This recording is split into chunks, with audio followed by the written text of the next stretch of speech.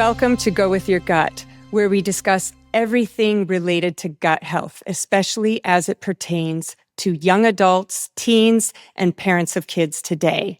My name is Norma Flood, and I'm an integrative and functional nutritionist.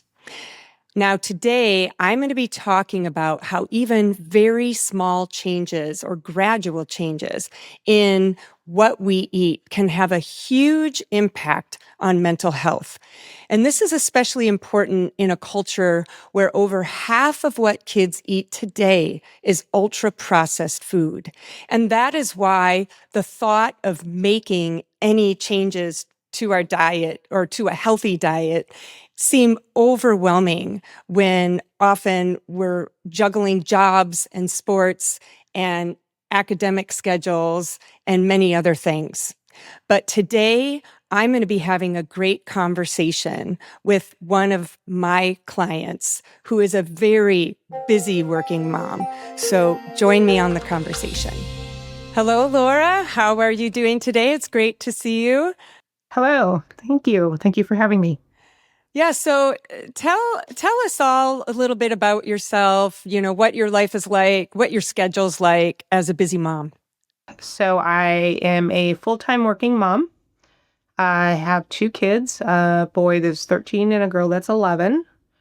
I am very busy. The kids are both in sports and multiple activities. My daughter does soccer and Girl Scouts, and my son plays multiple sports. So between the two, it feels like there's just a constant, someone's got to be somewhere, on top of working a full-time job. So, Yeah, it's not easy in our culture for most working parents, right? no, and I'm Yes. always trying to do all the things. So I was also in the PTA and heading up committees and all the extras you think you got to do. And it's a lot. It's a lot. So with that, I appreciate you taking this time to share your experience, because I think that what you're going to share is so important for others to hear and really offers hope to many parents out there. So the first thing I want to ask you as we jump into this is, we're talking about your daughter especially, and the reason you came to see me. But I'd like to step back even further. When did you notice there were issues or concerns about your daughter's health? Well, I've always kind of suspected there was a possibility that she might have something. Her dad has ADHD, so I always thought, well, maybe one of my kids might have it. Early on, she did have what I see now as probably some signs. She did occasionally just have kind of some rage in her, like getting her to pick up her toys, and it would just create this huge meltdown. She just wouldn't do it. But it was really within the last little over a year that things just went from maybe she has something to, oh my God, what is happening? And At what age would you say that is, that there was especially a jump? she had just turned 10. Okay, right. Not too long ago. Because again, remind the audience, how old is she now? She's 11. So Right. So just a year ago. Exactly. So what was your first instinct? Who did you reach out to for help? What medical professional did you go to first? the first thing I did, I am lucky enough to have a sister who is a child psychologist. So I put many calls into her. I don't know what to do. She's losing her mind. And she's like, you got to get her a therapist. Get her a therapist. Get on all the wait lists. You have to get her a therapist. So I did. And then she's like, and you need to get her tested. Like, she's likely got ADHD. She probably suffers from anxiety, and who knows what else she's got going on.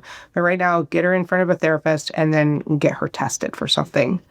So I did, and I'm lucky enough to live in a very large city, so access to therapists are probably easier for me than people in other parts of the country. So I did get on some wait lists, but it was only a few weeks, really, rather than some people I'm guessing are having to wait months. But we did get in front of a therapist right away, the talk kind, and it did absolutely nothing. absolutely nothing, like a talking therapist. Right. Um,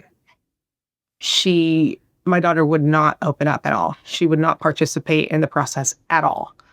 So while that was happening, I was researching, trying to find a psychiatrist to go through the process of getting her diagnosed with whatever she had going on.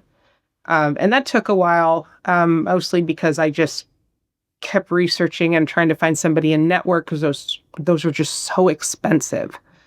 And it Right. took a really long time. So I did finally settle on one, got her tested, and the diagnosis was ADHD and intermittent explosive disorder. Um, And how often, I'm sorry to interject there, but how often were these explosive episodes that you were witnessing in her? so they probably started late June, and by August, and they were like maybe a couple times a week. By late August, they had ramped up to 5 to 6 days a week, and they were lasting upwards of 3 hours. And it Wow. could happen the second she woke up. It could happen Hmm. while it's putting her down to go to sleep. It could happen at 2 o'clock on a Saturday afternoon. I never knew when it was going to happen. I never knew what the trigger was. And it was when she was triggered, it would go from like she was fine to not fine in 60 to 90 seconds. Like it was like that. And I could not then pull her back. Right. So was there anything that the psychiatrist then prescribed or recommended? So the psychiatrist who did the testing said she needs to see an occupational therapist. And my sister was on the call with me when I went through all the results, and she also said, you need to go see an occupational therapist.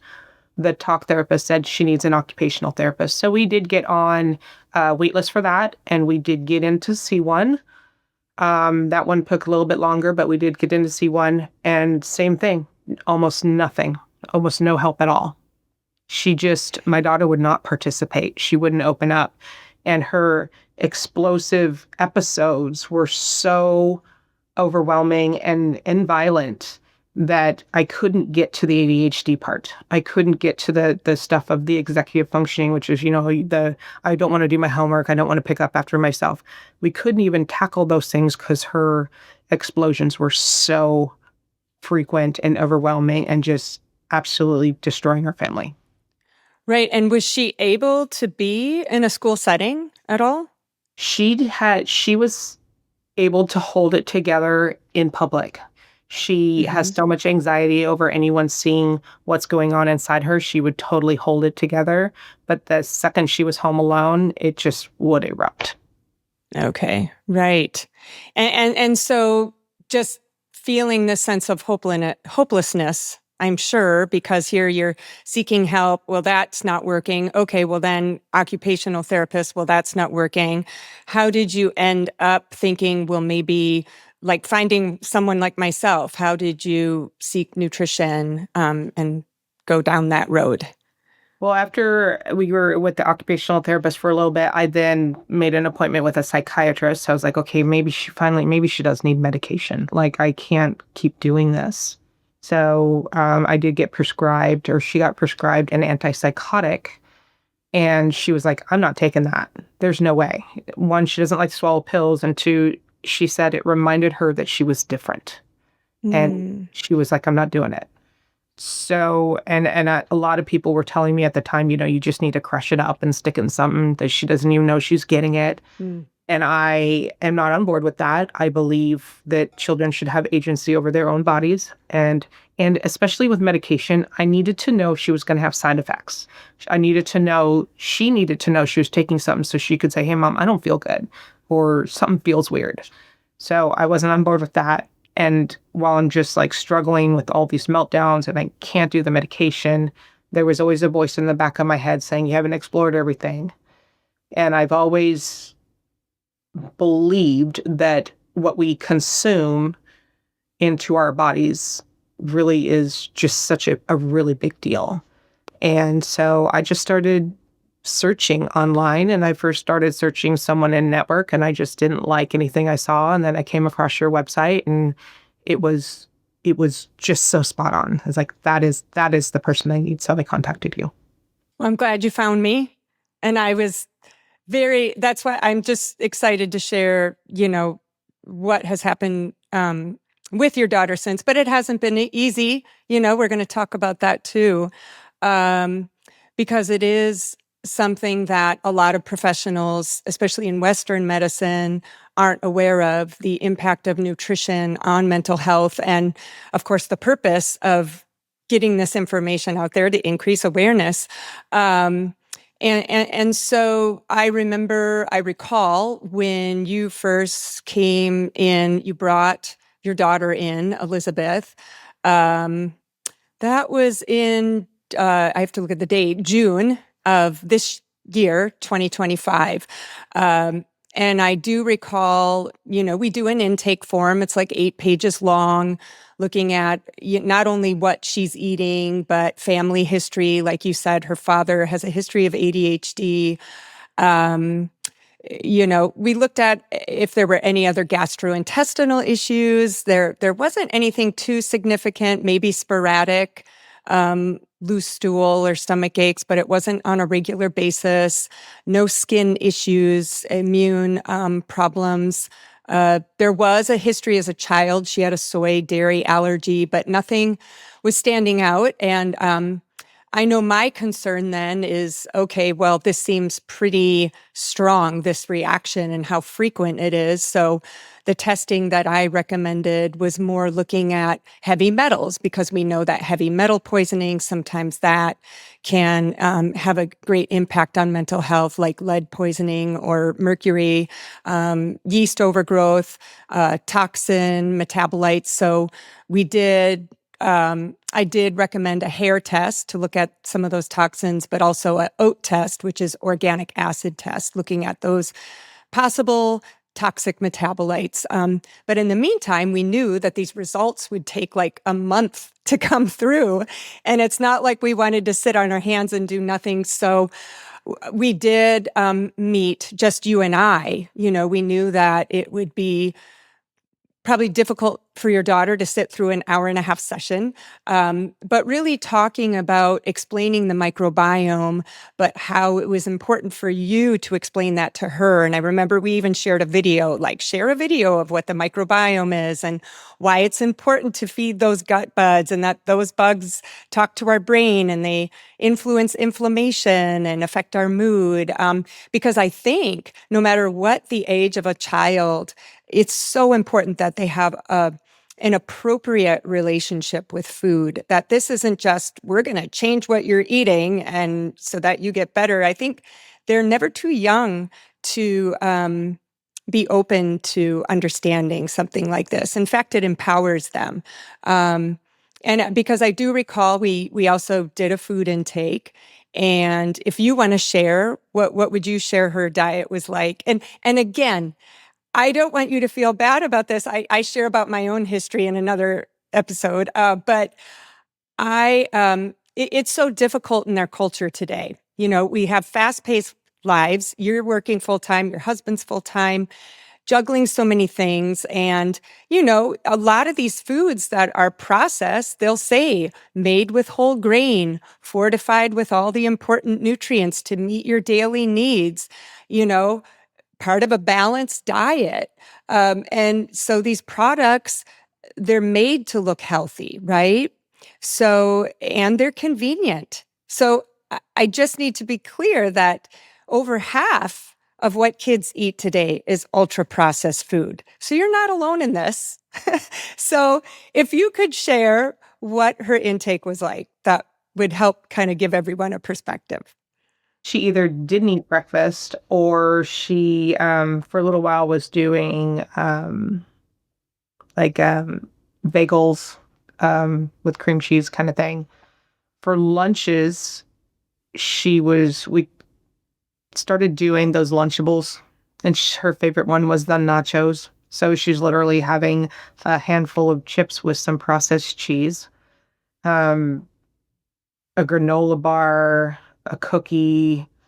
I did for a little while pick up from the Sprouts. They have a snack pack that's a sandwich, a cookie, an applesauce, a bag of chips, and a water. So, of course, she eats the cookie and the bag of chips first, and then if she's still hungry, she would eat the applesauce and then save the sandwich for last. Um, so that was as healthy as I felt like I could get her in. She would not really eat fruit, and she's really picky on the vegetables. It's really just one that she'll eat. Dinners were as fast as possible. So a lot of chicken nuggets, a lot of fast food. Um, just really the one good thing I could get her to eat was salmon, but it's she would often get sick of it, so she wouldn't do it anymore. We'd find herself like during baseball season, okay, we got to run off to the baseball game and she's hungry. Okay, run off to the snack shack and get yourself a hot dog because that is what we had to do 3 days a week.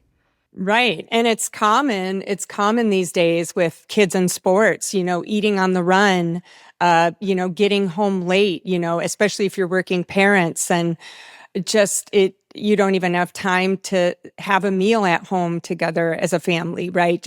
And everyone's on a different schedule and playing tag team. And I know too, there's always a dessert, right? There's often, that you would add dessert after meals or even lunch. Every And meal. right. And just that craving perpetuates itself, right? The more sugar we eat, the more we crave, but it's a hard cycle to get out of.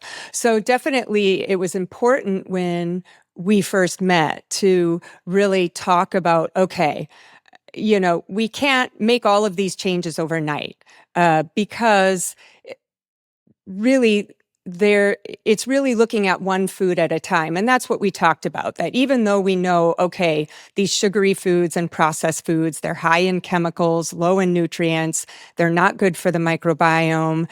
How can we talk about making these very, very gradual changes? So the first thing we looked at was the sugary food. Like, let's at least just look at the sugar. Let's look at those sugary drinks, because I know there was lemonade, soda, Gatorade. So that's what you do. You pick that one thing. And then instead of taking too much more away, it was more, let's focus on adding a new fruit or adding a new vegetable, one or two a week. And really, even if they refuse the first time, trying to offer it over and over. So when we made these first recommendations, how did that go? It actually went pretty well because it was so slow. And I had let her know that I was doing this, and since she wasn't going to take medication, then maybe just changing her food would help her. And I just kind of plugged some things in there, like, well, the nutrition lady said you have to have dessert every single night, but you get one dessert a day, not three. So she was like, oh, I get dessert. Okay.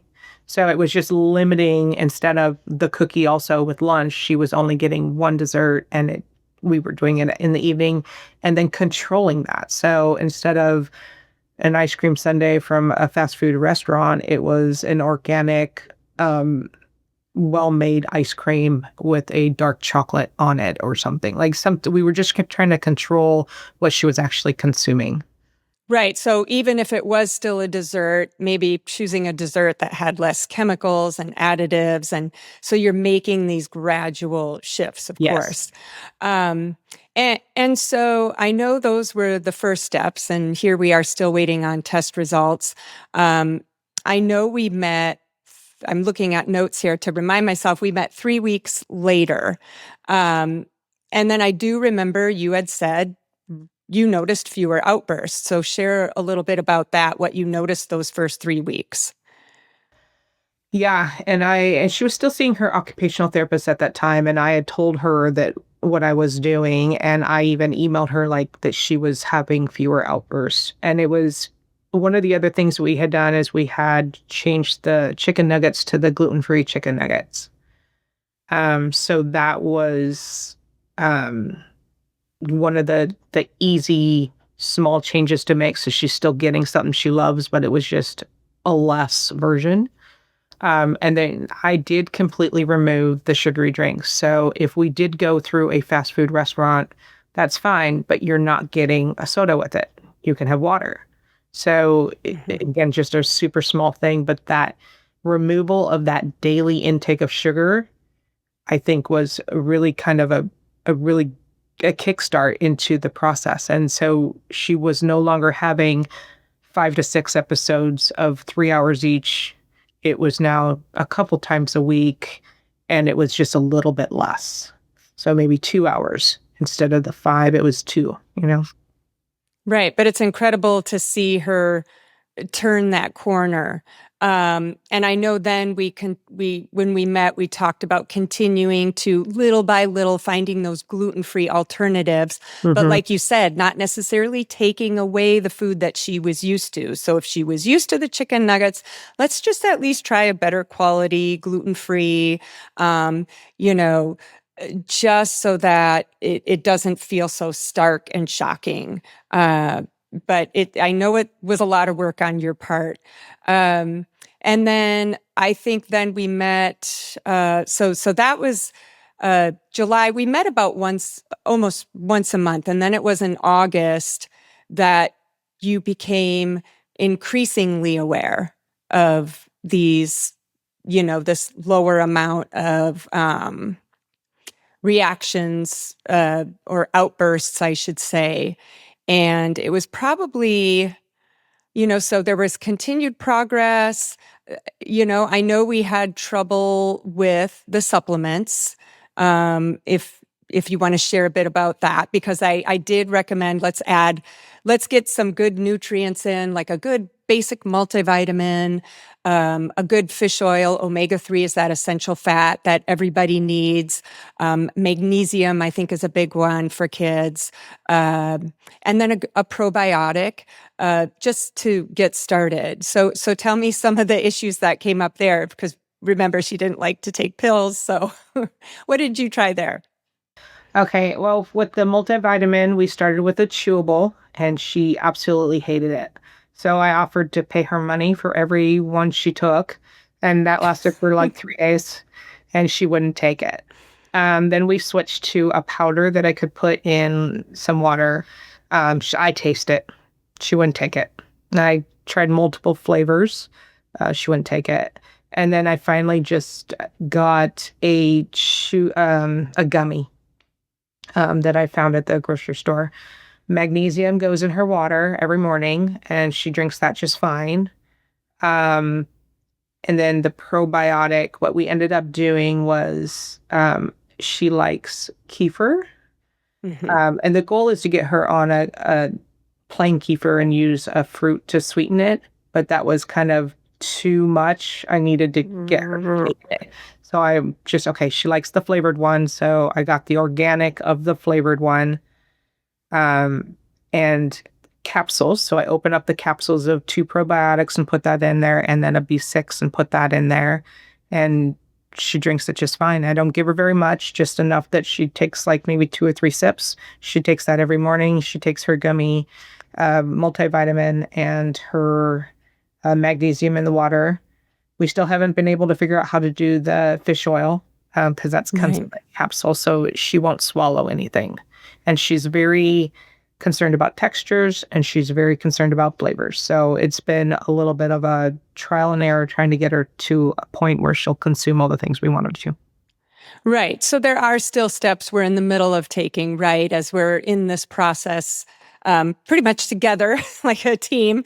But yes, I think the omega-3, our next step is to consider, since the liquid tastes fishy for some, absolutely, even though they have strawberry flavors, that it may be that the gummy might be that choice, although it's, you do the best you can. And it's like you said, with the kefir, we tried to get it unsweetened and sweetened with fruit. So that's it's still more of a long-term goal. It's not like it's off the table, but again, meeting her where she's at, because she's still making gradual progress. And that's what we always have to remember. We're not aiming for perfection right away. I know changes for my kids took years, because you want these changes to really be maintained for a lifetime.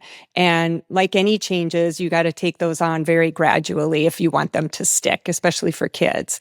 And it really helps the kids know that they're being heard and understood. So something that I love that you did is when I talked to you about making sure that she was aware, that she was on board with the process, that she was part of the process.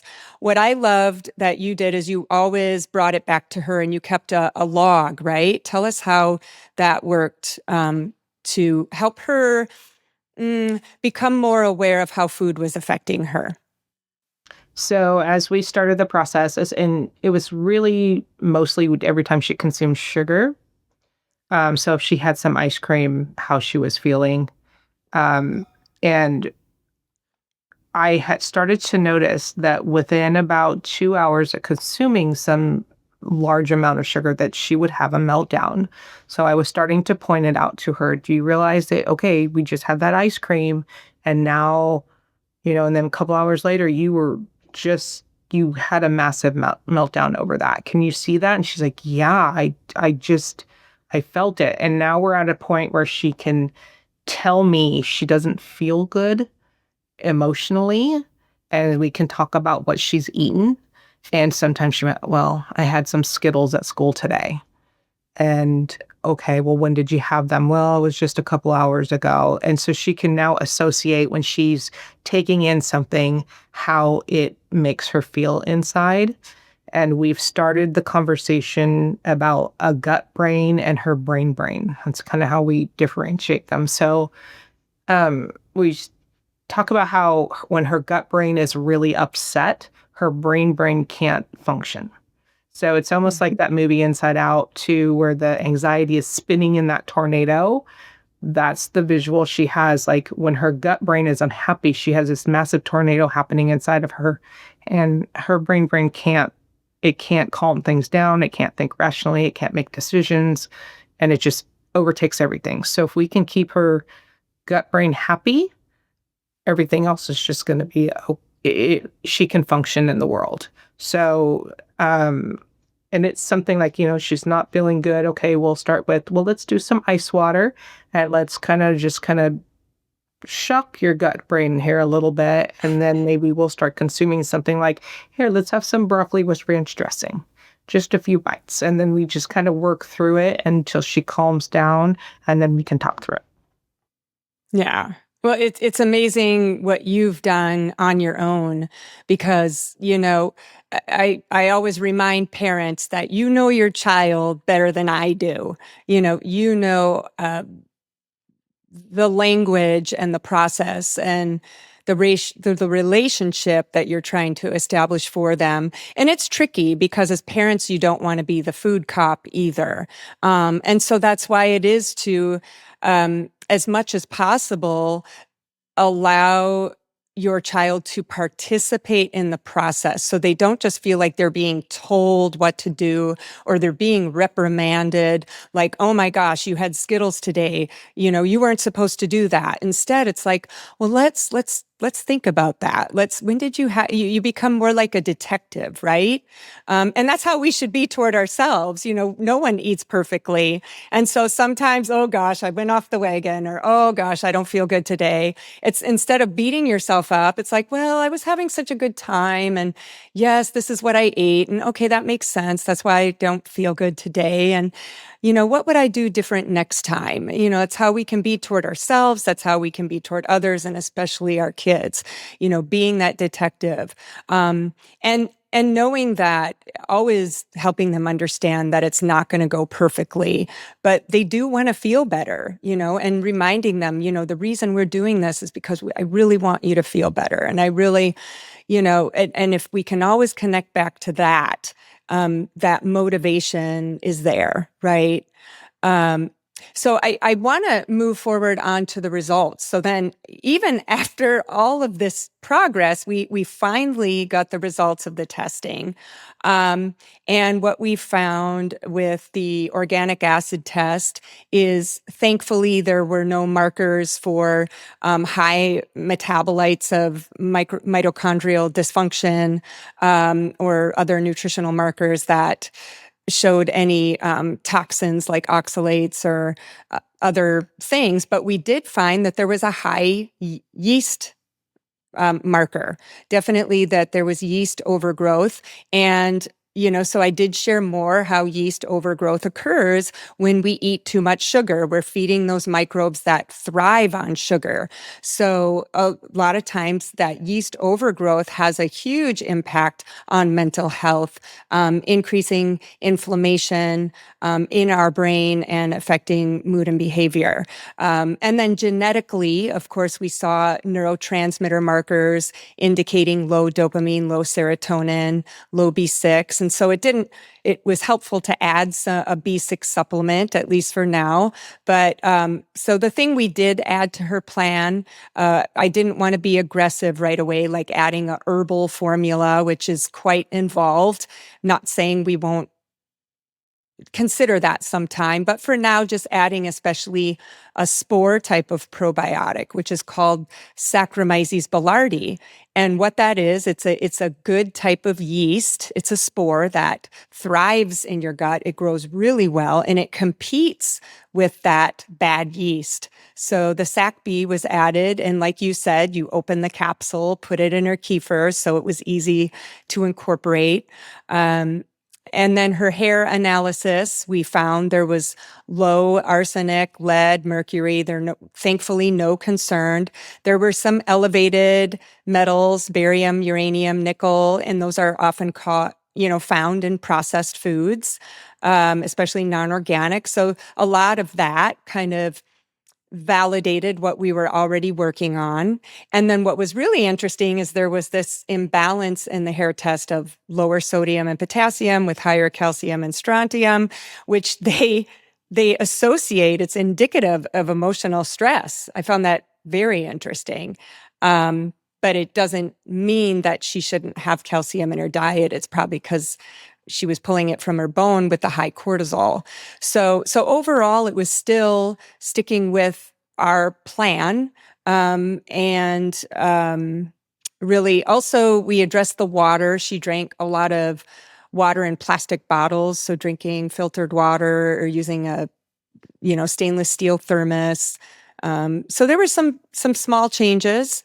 But then, so continuing on that, I'd love to share a quote because by September, as you continued to incorporate all these things and make additional improvements, I got this great, update from you. So here's the update that she emailed. It was in September. So this is only having worked with her, let's see, July, August, September. So less than about 3 months. So she emailed her change, or Elizabeth, her change in mood and ability to cope with life has been nothing short of remarkable. It has been weeks since she had a meltdown, and she has been hit with a lot of things lately that would have previously completely shut her down. But she has kept moving forward and with minor reactions to triggers. My husband and I are absolutely stunned and so grateful for your help. So I was just so happy to hear just how such basic changes had a profound effect on her health, on your family, on Elizabeth especially. Have you found how this has helped her confidence about herself? How do you think this had an impact on her? It's huge. So during her meltdowns, as I mentioned, they lasted upwards of 3 hours. They would always end with her kind of in a fetal position, hiding under like her makeup table or something, just yelling at herself that she ruins everything. What's wrong with her? Why can't I be like my friends? Why can't I be normal? And it was just so heartbreaking. And I would try to hug her. No, I don't deserve to be hugged. I don't deserve anything. I ruin everything. And now, I mean, she started middle school. So in the middle of August. And then she had a major foot injury that had her on crutches. So she had to navigate how to go from class to class and who was going to carry her backpack and how she was going to get places, and then making up, the assignments that she missed and all these things that would have previously just, she wouldn't have been able to cope with it at all. So she just got through it, and she doesn't have meltdowns anymore. I mean, they, on occasion, something might happen, but we resolve it within 15-20 minutes. And we're always able to say, okay, well, what'd you eat today? And she can say, oh, yeah, I ate blah, blah, blah. I had a sip of some lemonade or something. And she can pinpoint it.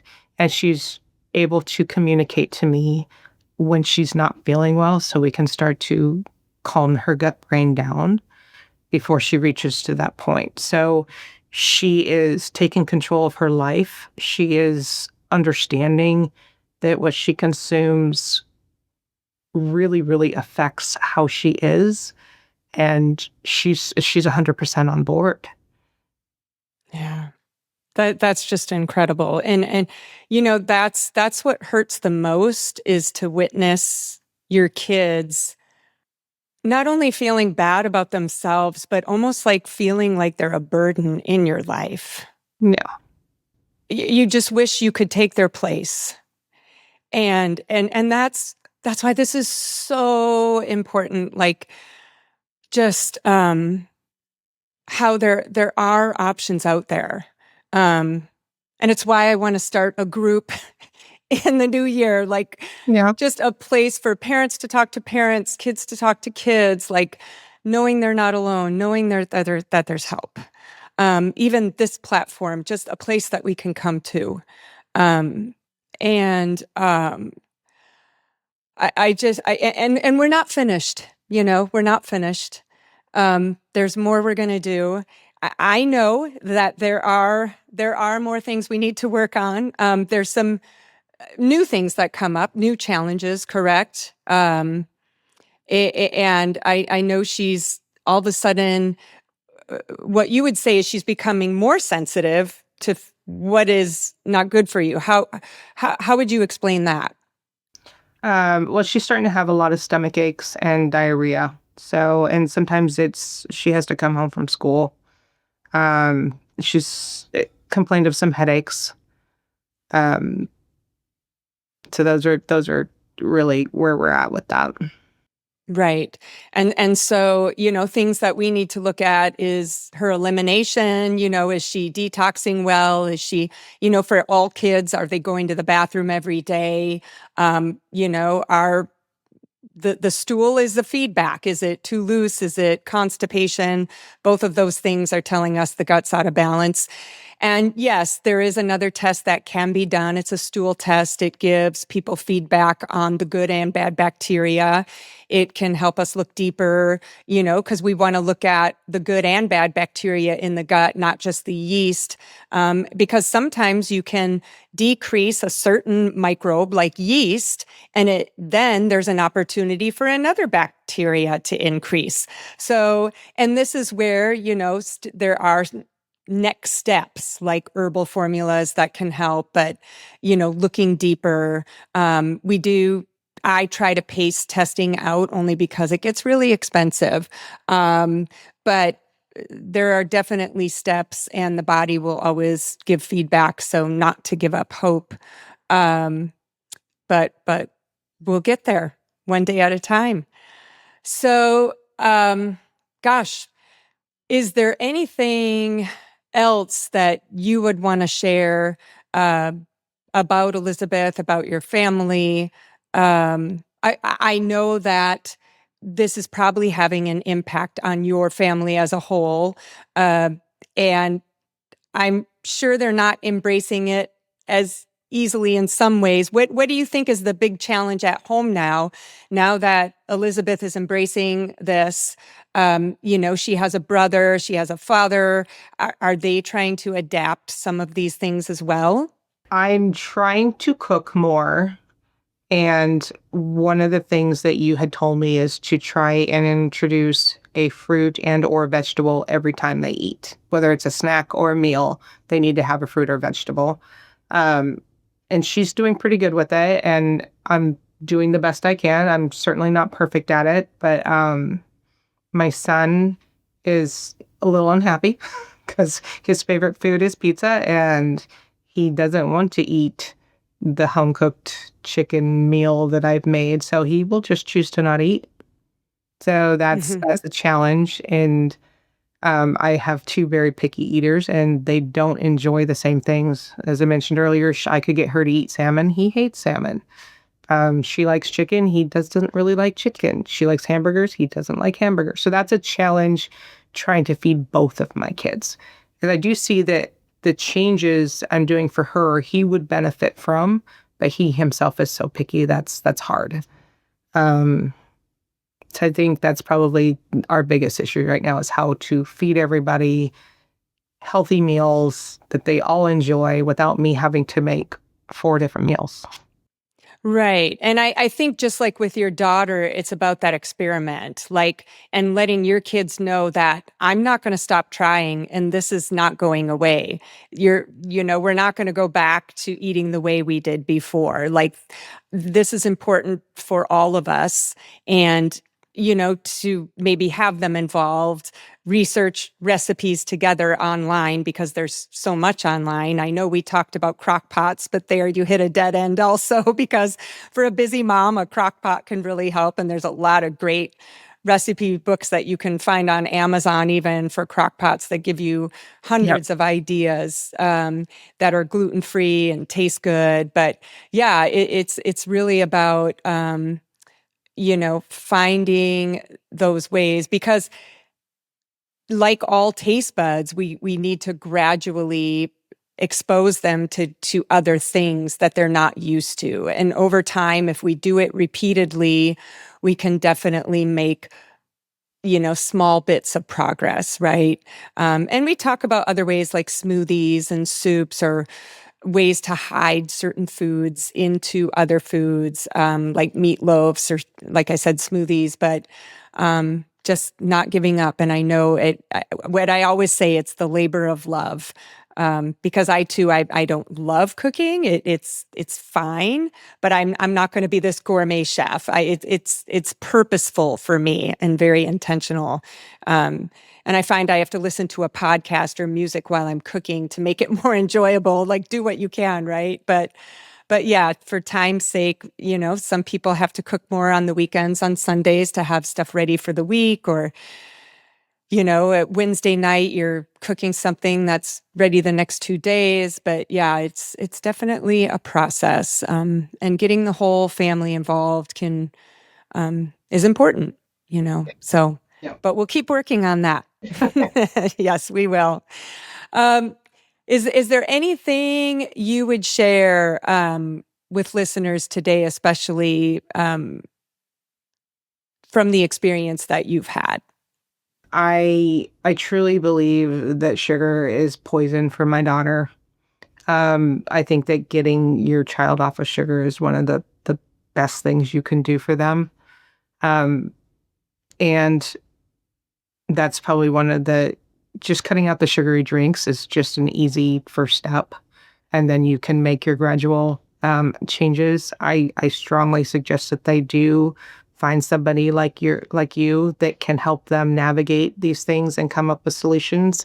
I was completely overwhelmed dealing with her constant rage episodes. I couldn't even think anymore, and I needed to hire you to help me think, to help me tell me exactly what I need to do. Um, because I didn't have anything left to do it on my own. So I would encourage them to hire somebody if they can. There's so much information out there on the internet that I do find it helpful that you have kind of just given me what I need to hear and telling me what to do rather than me going down rabbit holes on the internet trying to figure this stuff out for myself. And that it really does work. I mean, it truly is nothing short of remarkable. I went from an extremely violent, just child who was so out of control and so miserable, and my whole family was so miserable and so stressed out and overwhelmed to she's feels more like a normal child now. And she still has ADHD, but now we can actually get to handling those things, helping her do her homework instead of dealing with this 3-hour episode where she's destroying the house and throwing things at me, and the isolation that her episodes did for my son. I mean, he would just retreat to his room and he's like, I don't have a mom. She's always with my sister. Mm-hmm. So my recommendation to parents out there is cut out the sugar as soon as you can and hire somebody that can help you navigate this stuff and figure out what's going on the inside of them, because that is, if you can calm that and help them balance that out, then the rest just kind of, then life can happen. You can actually get to the real stuff. Right. Well, thank you, because that it's just so helpful for others to hear it from you. And I would add to that, because I know a lot of people are thinking, well, okay, well, she's genetically predisposed, right? Like, and there are a lot of kids that are more genetically predisposed to the effects of food, whether it be sugar or additives or chemicals, food coloring, and so forth, or gluten, dairy. But know that at some level, it's not good for anyone. We all have a microbiome. We all feed yeast when we eat sugar. And it doesn't mean that everyone has to give it up 100%, but we need to be more aware of how much, especially kids, are taking in when we have this mentality that kids can eat whenever they want, because then you're feeding more of those harmful types of microbes, both yeast and bad bacteria. And even if you have good genetics, over time, that inflammation does increase. So I would consider these kids, including myself too, we're canaries in a coal mine where we're more sensitive to the environment and foods. And it's just like putting up a red flag, like, hey, just because it's not good for me, it's kind of a sign that, this is something everyone wants to be aware of and limit, even if you can tolerate it better. Everybody needs more fruits, vegetables, and plant foods to support their microbiome and have better mental clarity and energy, or whatever that may be. So again, thank you so much. I'm going to let you go. I know you're a very busy mom. Again, I appreciate all of this time that you have given to everyone today, because you really have shed a light for so many. So thank you, Laura, and I will see you again soon. Thank you so much. Thank you. You know what hit me about this conversation is the small, gradual steps that had such a huge impact on a person's mental health in just 3 months. And I wonder if all of you can think about what small steps you might take in your own lives and where that could lead you. And if you have something to share, if you have a strategy that you use to make small improvements in your food and even lifestyle, please leave them in the comments below. And if you're not watching this on YouTube, please hop on over and join the conversation. And until next time, be well.